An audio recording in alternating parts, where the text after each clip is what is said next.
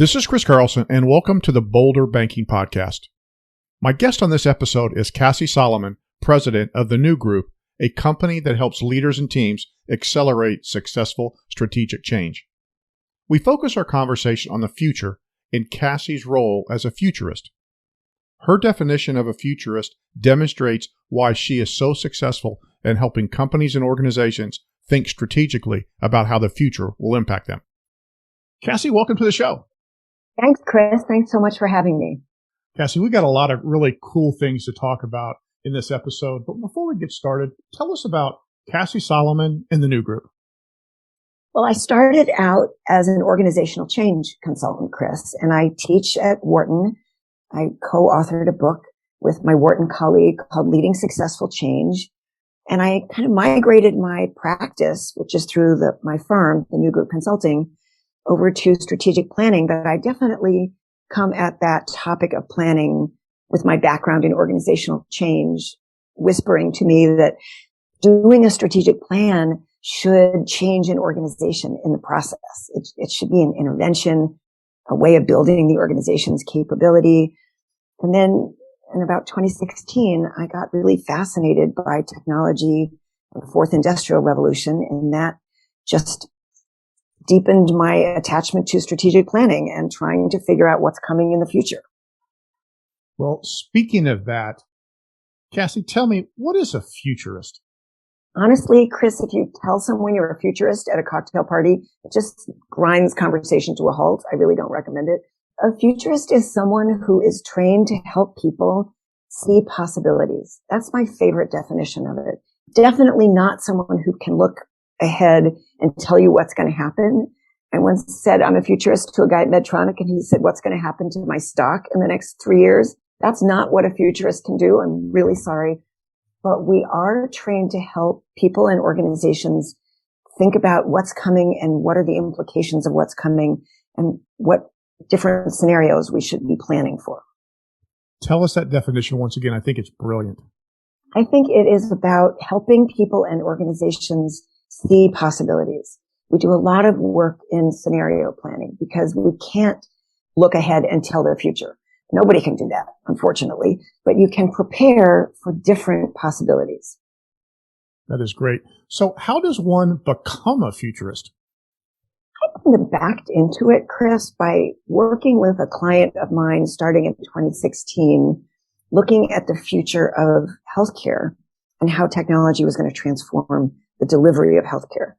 And that was really eye-opening for me. And I went on from there to study at a place in Palo Alto called the Institute for the Future, which has been around since the Rand Corporation founded it in the 60s. And so I got a formal certification from them. But then I kept going, and some of my clients who heard what I was working on said, hey, come and do strategic planning for us using this futurist set of tools. And they were banking regulators. So I started on the regulatory side and then moved over to banking. So Cassie, let me back up a second. That certification, what kind of time commitment is that to get that certification? You know, it's not bad, Chris. They have online course offerings now, so you don't even have to leave home. Although one of the most fun things I've ever done was hang out in Palo Alto for a week. A lot of the techniques they taught were things that I was already using in my organizational change practice, but they also taught me some new models that I now use all the time. That's fascinating. Well, Cassie, let me ask you this. Can you share how you work with a client to help them understand what their future might look like? Well, I love doing presentations. So the easiest thing to do is bring me in to do a presentation. I like to be provocative and get people thinking a little bit differently. I think the work I did with the Graduate School of Banking in Colorado is really exemplifies the work that I do. We put together something called a Signals Group, which is 12 people who are from the alumni, but in an organization, they would be high potential leaders. And we studied technology for 6 months. And we took a look at machine learning and AI and robo-advisors and chatbots. And we thought about what that technology meant for community banks. And we thought about what that technology meant for the school. And then we did strategic planning with the board and with the alumni board, bringing together our Signals Group members and the board to do scenario planning for the school based on what they saw happening in the industry. You know, Cassie, bankers, or the banking industry, I will say, by nature has been pretty conservative. Was it challenging to get them thinking this way, or did you find you had just the right people at the right time to get them really excited about the future? One of our Signals Group members, who's a really smart guy, who's the chief information officer for his bank, said that one of the things that worries him is when he's talking to his board, they don't have enough background to know if he's telling them the right things or not. So I think every industry is struggling with this, Chris. The people in leadership are the people who are there because they have experience and wisdom and judgment, but they may be the farthest removed from some of this new technology that is coming on so fast.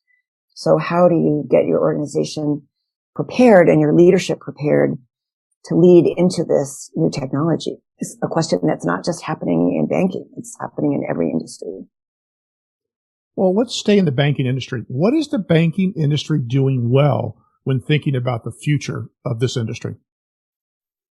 I think there are some wonderful pioneers in community banking specifically who are really working with their core providers and pushing their core providers to provide more of the kinds of technology and tools that they see some of the bigger banks using.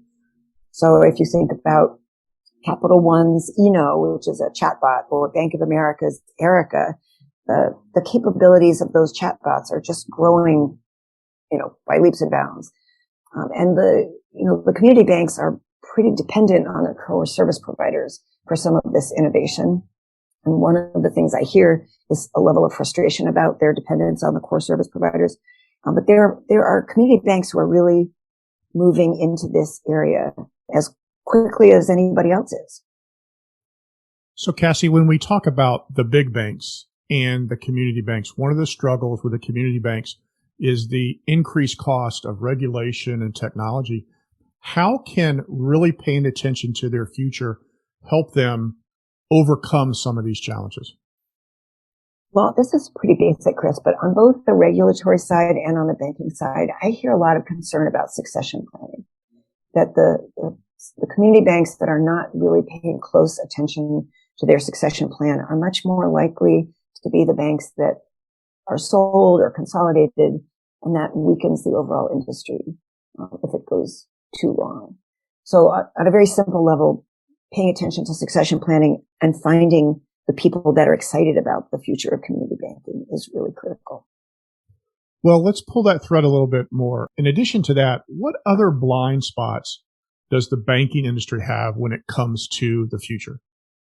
I hear a lot of concern about this. I mean, the strength of community banking has historically been in relationships. And that was certainly demonstrated during the PPP 2020, 2021 era. Small business owners really needed the relationships they had with their community banks in order to access that support. But often the fear is, if I move towards this technology, I'm going to have to give up the importance of relationship. It's seen as a polarity, and it's not, because skillfully used, the technology that allows you to ask your bank a question at 11:30 at night on your iPhone is helping that relationship stay strong. It's not diminishing the relationship. And there was a lot of conversation about how younger people who are on the other side of the digital divide are very comfortable having relationships that are digital first relationships, whereas older people may not be as comfortable. They may want to still walk into the branch.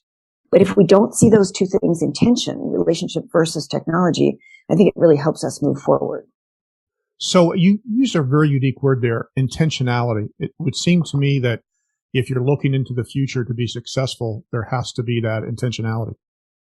I think we want to draw the strengths that we know are part of community banking into the future. So we don't want to abandon the relationship strength. We don't want to abandon the ability to support community strength, but we do want to carry it into the new forms of relationship, which is technology and digital and chatbots who can tell you what you had for breakfast, basically. Any other blind spots that you're seeing for the banking industry? I worry that community banks are insecure about their ability to move forward in this way. They think, oh, that's for the big banks. But really, if you look at the combinations that are starting to come up, I think the fintechs are much more likely to want to partner with the community banks than they are with the big banks. And there's going to be a lot of fintech partnerships that are created in the next 3 to 5 to 10 years. And that is something that I think is a strength of community banking. And they'll want to think about what their relationship is to fintechs pretty carefully. Well, Cassie, can you share a story about a bank or banking organization that's taking the bull by the horn when it comes to looking at their future? This isn't so much an organization, although I want to call out to one of our Signals Group members at GSBC, Eva Rasmussen at Northeast Bank, Minnesota. She went off to the ICBA's Think Tank Accelerator, which is a really interesting program that people should look into. That's the Independent Community Bankers Association. And they pull together a cohort every year of community banks who study certain fintechs that are handpicked. And the fintechs are there as potential vendors to the community banks, but they're also a way for the community banks to become more comfortable and familiar with what's happening in the fintech space. And it's a terrific program. I think they just finished their second cohort. In 2022 was their second cohort. And those kinds of community building learning opportunities, I think, like the Signals groups that I run, are really powerful. And do you find that when somebody leaves a meeting that you did and then goes to another meeting, they're ahead of the thinking about the future than the other people who haven't been exposed to you or somebody like you? I really think so, Chris. The comment that we get most often is, this has opened my eyes. And when you start looking at this stuff, when your eyes get opened, it's amazing how you see it everywhere. You open up the paper every morning and suddenly you're seeing things in a different way. So that eye-opening experience, I think, is very powerful. And a lot of the groups that I work with have now gone on to say, we have to keep this kind of farsight, futures thinking alive in our organizations. We need Signals 2.0. We have to keep our eyes open, basically. Well, Cassie, let me ask you this. What excites you most about the future of the banking industry, specifically community banking? I think it's the same answer as what worries you the most about the future of the banking industry. It's really a fluid future, Chris. And it's fluid in terms of the partnership with fintech. It's fluid in terms of the impact of cryptocurrency. And this is all starting to happen now. So it's not in the misty-eyed future, but it's going to keep happening. And we're not sure where all of this is going to land. So the fluidity of it, I think, is really exciting. And if people are not afraid to move into that kind of fluid future and look at what's going on, then I think it's going to be a lot of fun. Well, Cassie, obviously you and the New Group are a great resource about thinking about the future. Are there other places that you would recommend that our listeners check out to kind of get them kickstarted in this thought process? Absolutely. I fell down this rabbit hole in 2016. So I would recommend the Institute for the Future as a place to study, but also just as a community to subscribe to their newsletter. They put out really interesting things. I think Amy Webb and the Future Today Institute is another very provocative place. They publish a great deal on this. There's a research organization called CB Insights, which publishes some terrific reports for free. You don't have to be behind their paywall on the future of banking and the future of fintech and specifically.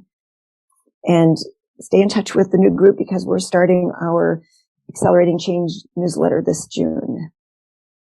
Oh, so let me ask you, how do people get on that list?